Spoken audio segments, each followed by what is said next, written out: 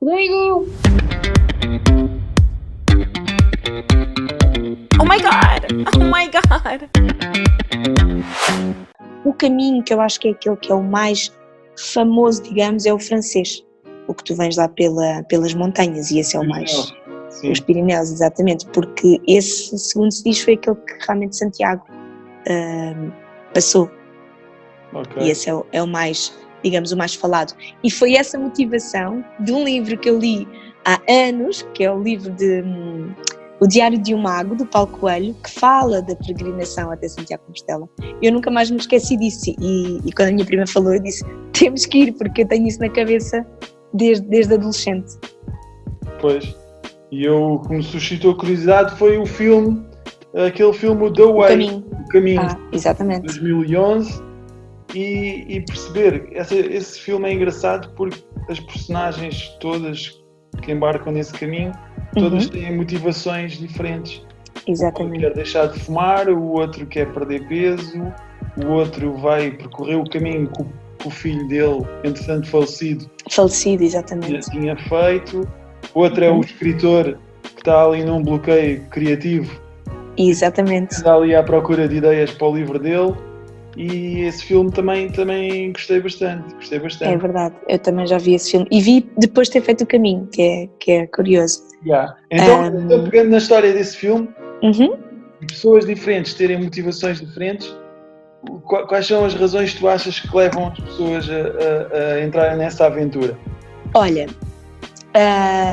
eu acho que a primeira de todas é muitas pessoas falarem sobre isso. Pronto, pode soar assim um bocadinho banal, mas eu acho que tanto se fala que muitas pessoas querem ir só por perceber o porquê que se quer ir até lá. E no fundo nós, por exemplo, nós não tínhamos propriamente um objetivo do género eu quero deixar de fumar ou quero emagrecer.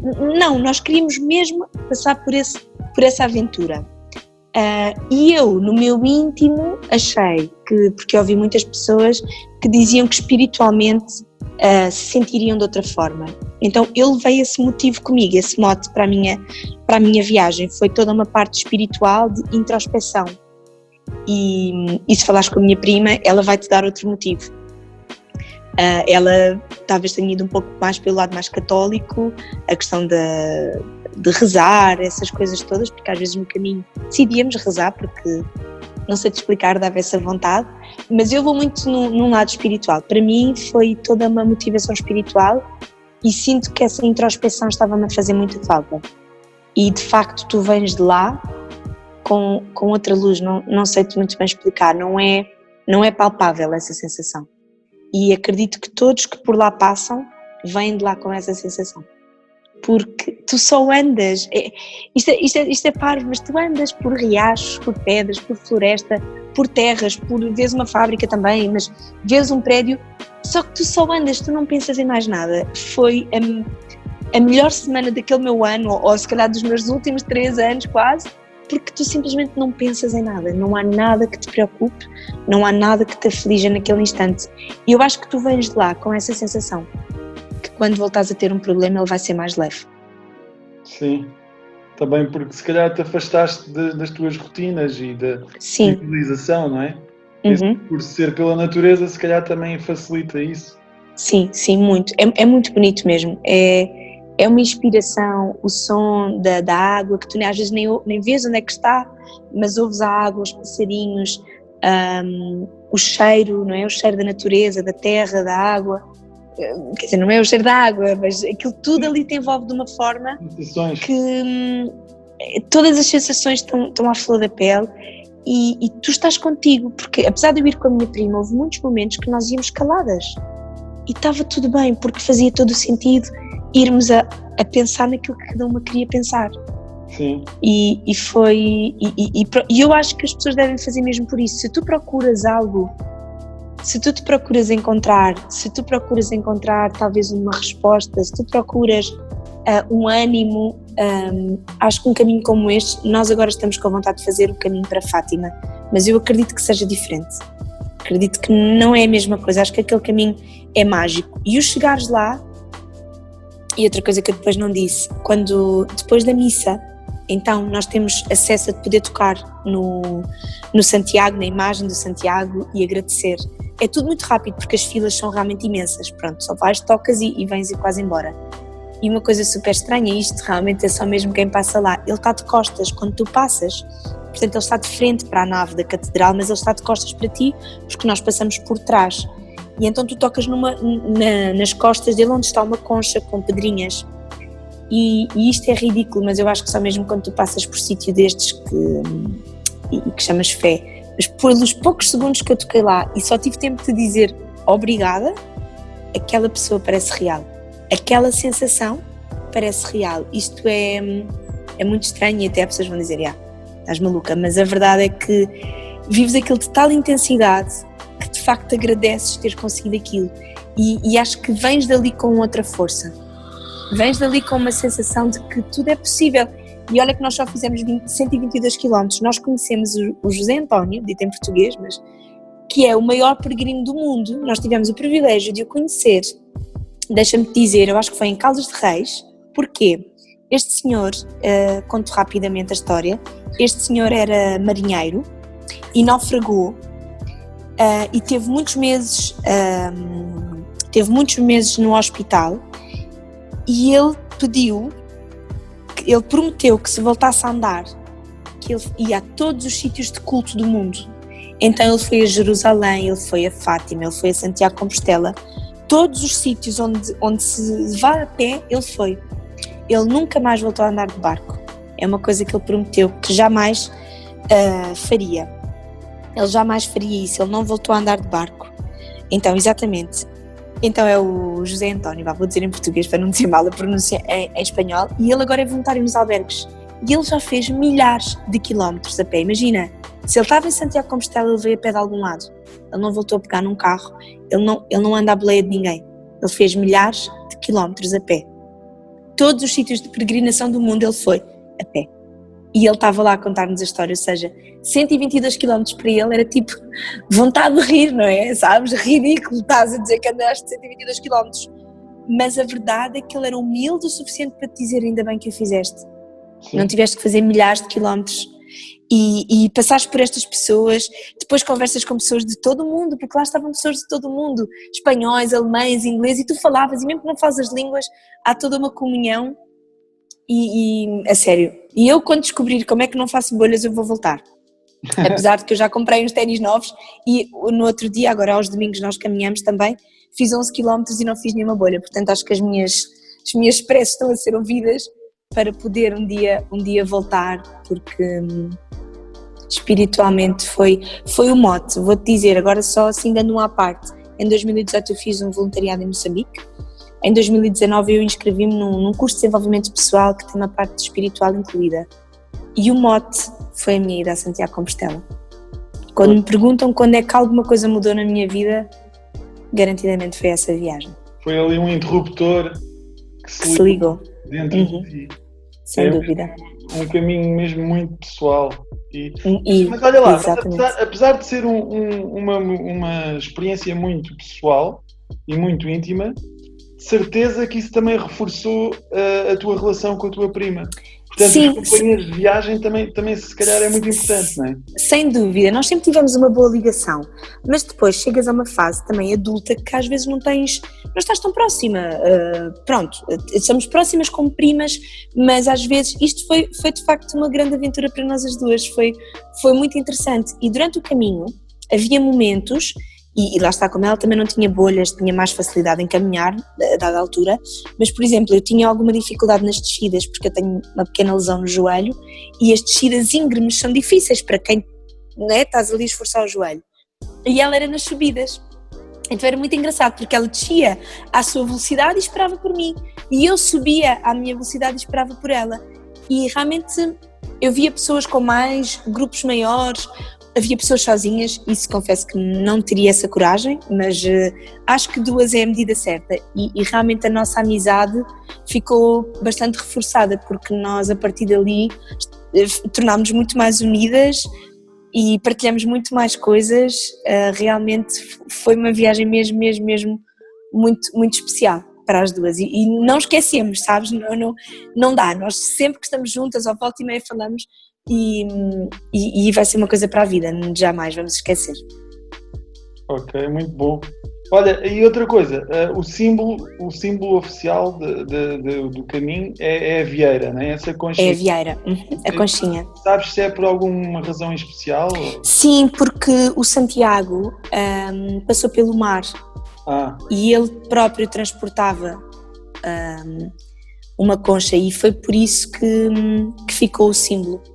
Se tornou o símbolo. Okay. Sim, nós logo no primeiro dia de viagem, em meio do caminho, comprámos logo uma concha e essa concha não sei o que é que onde é que a minha prima tem, mas eu, por exemplo, assim que cheguei a Portugal, coloquei-a no meu carro. Tenho a concha pendurada como se fizesse parte do meu caminho de me guiar. E fiz uma tatuagem, porque eu tenho aqui escrito no meu diário de bordo que íamos fazer uma tatuagem. Eu até te vou dizer o dia, porque estávamos a minha prima não tem nenhuma tatuagem, eu é que adoro tatuagens. Mas na conversa, na brincadeira, decidimos que se calhar fazíamos uma tatuagem. Escrevi aqui, há pouco estava a ver, olha, no dia 7 de setembro, depois de eu ter escrito o meu diário de bordo, ponho assim, PS, acho que vamos fazer uma tatu, mas eu já fiz a minha concha e ela ainda não. Portanto, ela ainda está em dívida para fazer a concha, ela ainda não fez. E por isso fica marcado mesmo. Se já ficava, não precisavas disso, mas agora então é mais um pouco da história que fica... Sim. E nos testes em que as pessoas fazem grandes provações físicas, existe ali, por exemplo, nas maratonas, existe ali 1 quilómetro específico, que eu não me lembro agora qual é, em que as pessoas, é ali uma parede mental, uma barreira em que as pessoas, ali naquele ponto, todas pensam em desistir. Todas. Mas depois, se persistirem, depois o caminho dali até ao fim já é mais suave, estás a ver? Então a pergunta para ti, e já deves estar a perceber qual é se em algum ponto do percurso tu achaste que o melhor era desistir. Olha, nunca isso foi posto em questão.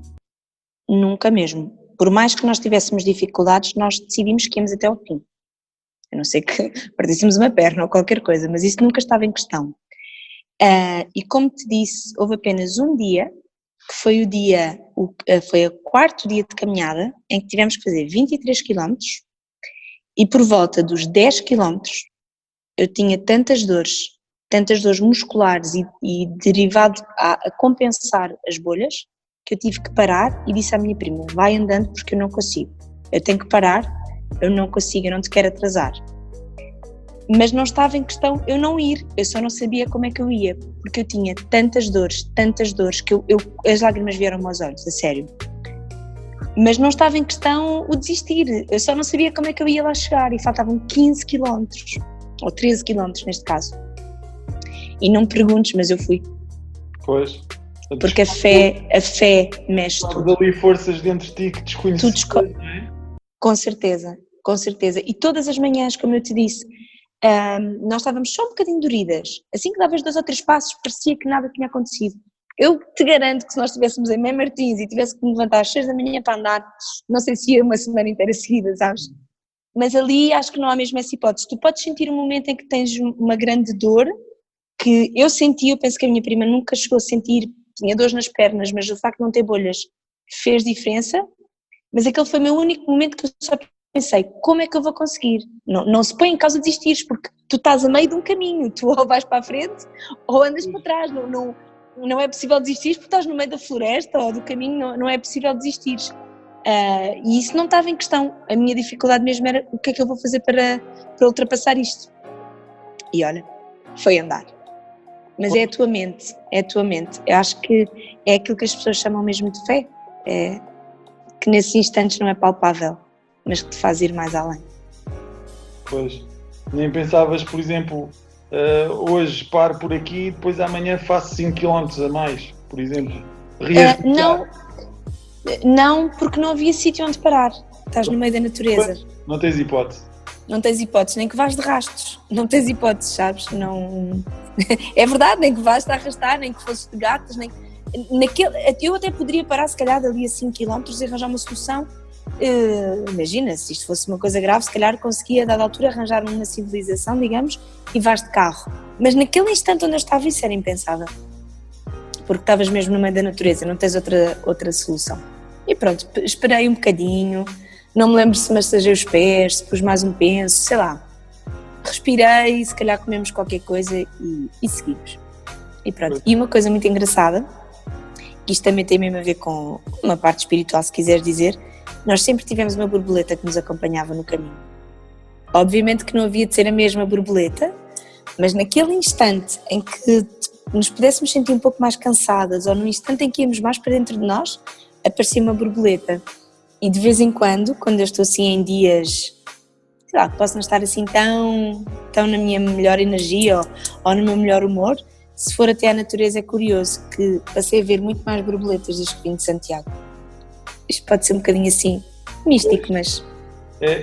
Tu estás naquele estado de introspeção e meditação que atribuis, se calhar, esses simbolismos. Sim, que até podem não ser nada. Se calhar antes nunca tinhas reparado. Exatamente, mas agora faz mais sentido. Quando vejo uma borboleta, reporta-me automaticamente quando fizemos aquele caminho, porque havia sempre uma borboletinha que nos acompanhava, foi muito engraçado. Isso é muito interessante. É mesmo. Foi um caminho mesmo. E é tão estranho, nós só estamos a falar de uma caminhada, mas é mesmo muito intenso. Pois, imagina as pessoas que fazem percurso de 300 km ou de... Olha, nós tínhamos lá, durante o nosso percurso nós vimos várias pessoas. Um senhor vinha da Alemanha, já tinha feito o caminho para aí 4 vezes. Adorava, todos os anos tirava férias e era o que ele fazia, sozinho. Lá ia ele todo contente, pronto. E vinha uma mãe e uma filha. As senhoras andavam tão devagar, mesmo devagar, e elas foram de Fátima a pé até Santiago de Compostela. De Fátima? Fátima. Uhum. Ui. E tu olhavas para elas andavam mesmo devagarinho, iam mãe e filha, sabes? Tu até olhavas e pensavas, elas não vão chegar lá, porque até às vezes iam com um ar um pouco sofredor, sabes? E a verdade é que foram e chegaram. Outra rapariga, por exemplo, tinha os pés completamente ligados. E ela andava, nós levamos aquele apoio, que não se chama bengala, mas agora também não sei o nome, de caminhadas, tens um bastão, vá. Sim, exatamente. E eu e a minha prima só levámos um cada uma e ajudou bastante, porque numas alturas aquilo realmente suporta-te bastante. E havia uma rapariga que levava 2, e ela tinha os pés todos ligados, então ela era holandesa. E na Holanda não há subidas. Logo, ela estava completamente derriada pela quantidade de subidas e descidas que teve de fazer. Ou seja, por mais preparação que ela tivesse, ela nunca conseguiu treinar, porque lá não há subidas e descidas. Então ela estava de rastros, mas a verdade é que ela ia pouco a pouco. Tu vias os pés dela, mesmo as pernas, uma lástima. E chegámos todos, no sábado, estávamos todos em Santiago de Compostela. Fosse à 1, às 2, às 6... encontrarmos todos na missa do peregrino, encontrarmos todos aos poucos, todos conseguimos lá chegar. Pois, de alguma forma todos chegaram lá, não é? Exatamente. Mesmo que durante o caminho parasse um pouco para descansar, para comer, para beber uma água, para tirar umas fotografias, mas todos lá chegámos e foi uma grande alegria, realmente. Isso é muito fixe, pá. E acaba por ser uma lição de humildade. De humildade, sim. E mantém-te perto do chão e aquelas pessoas que têm o ego muito insuflado e tu sabes, no nosso meio, no meio das danças e o meio sim. não falta aí que são pessoas com o ego a mais, não é? É verdade, é verdade. Uma experiência dessas mantém a pessoa grounded, como se diz em inglês, não é? Sim, mas, eu acho que sim. Mas a falta de conforto também acho que ajuda a tu sentires isso que tu sentiste, não é? Sim. Se tu estivesses a dormir em hotéis espetaculares e assim, com certeza depois no final não terias sentido aquela realização toda e aquele sentimento de conquista, não é? Sem dúvida, mas isso nunca se pôs em questão, sabes? Logo desde o início é o albergue, ou seja, isso nunca se pôs em questão. Apesar de que nós não somos propriamente aventureiras, como eu já te disse, nem eu nem a minha prima, mas nesse sentido eu era um bocadinho mais do que ela. Ao princípio ela estava um pouco mais, porque depois imagina, tens 50 camas mas tens 2 casas de banho. Portanto, isso é, por exemplo, agora, por exemplo, não há peregrinação e eu também não sei o que é que eles vão fazer para imagina quando isto retomar, que género de ações, porque tu tens um dos albergues muito bonitos que nós fomos, que era todo em madeira, muito giro, tinhas um quarto apenas, para aí 40 camas em beliches, e depois tinhas a casa bem dos homens e das mulheres, com uma sanita para cada lado e um duche para cada lado. Pá, isso é um pouco surreal. Portanto, tu realmente não, pronto, vais mesmo ali à tua simplicidade e ao desenrascaste, basicamente, não é? De o que é que vais comer, onde é que vais comer, estás com tantas dores, o que é que vais fazer? Mas olha, para mim, aconselho vivamente, acho que todos deveriam experienciar uma vez que seja, e porque de facto essa humildade é o que nos faz muita falta hoje em dia, eu acho. Essa humildade, esse pés na terra, essa simplicidade da vida, porque realmente a vida é mesmo assim. Nós é que depois voltamos e ficamos todos num alvoroço. E eu também não sou perfeita, ou seja, de repente também não vim de lá e de repente fiquei iluminada. Não é isso, não, de repente eu não mudei da noite para o dia, mas veio salientar que quero trabalhar isso em mim, portanto uma calma, uma simplicidade e cada vez mais. E a vida é vida, não, sabes, não há coisas que te façam ser. Tu não és o que tens, és o que és o que, né? E despertou em ti se calhar uma urgência um sentido de missão, não é? De fazer alguma coisa, se calhar também pelos outros. Sim, porque antes eu nunca tinha tido, eu sempre gostei de o fazer e sempre ajudei de uma certa forma, mas eu nunca tinha tido a coragem, fui sempre adiante. E essa viagem a Santiago deu-me o mote de cada vez mais ser realmente quem eu sou. Que engraçado. Olha, outra coisa que eu li aqui nas minhas pesquisas no Google, é engraçado que eu não sabia, a definição de peregrino é aquele que atravessa os campos. Não fazia ideia. E também li que, antigamente, no final do percurso do Caminho de Santiago, os peregrinos conseguiam o processo de indulgência, ou seja, eram absolvidos pelos seus pecados e pelos seus crimes. Curioso. Por isso existia também então um processo aqui de redenção, não é? Exatamente. Perdoar o teu... Exatamente, isso é muito curioso, porque de facto tu sentes um pouco isso, é como se merecesses de facto essa libertação, porque é um sacrifício que tu fazes, no fundo.